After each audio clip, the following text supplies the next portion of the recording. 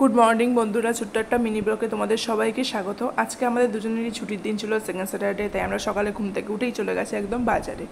বাজার করতে গিয়ে বাজার টাজার করে নিয়ে আসার পর খিদে পেয়েছে। ব্রেকফাস্ট আমি বানিয়ে দিয়েছিলাম ওয়াই, যেটা আমার হাজব্যান্ডের খুব ফেভারিট, এখানেও খুব ভালো এখানে পাওয়া যায়।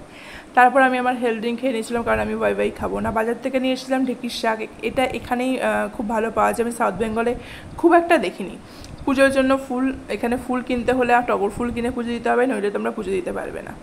আর আমার রান্না হয়েছিল আজকে চুনো মাছের ঝাল করেছিলাম, আর এখানে তোরসা নদী ছিল, বরলি মাছ, বকফুলের বড়া করা হয়েছিল, আর ঢেঁকির শাক সাথে করা হয়েছিল ভাত। আর আমি যেহেতু ডালিয়া খাই, তো ডালিয়া। বলো রান্না কেমন হচ্ছে? গরমে রান্না করার পরে যদি হাজব্যান্ডের কাছ থেকে শোনা হয় রান্নাটা ভালো হয়েছে, মনটা সত্যিই খুশিতে ভরে যায়। আর প্রত্যেক হাজব্যান্ডের উচিত তাদের ওয়াইফের রান্নার প্রশংসা করা, এটা ম্যান্ডেটরি।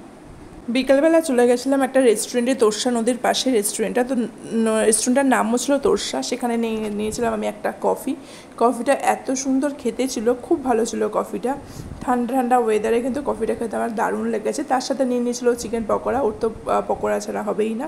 তো এইভাবে আমি আমাদের ছুটির দিনটা দুজনে মিলে একসাথে বেশ সুন্দর কাটিয়েছি।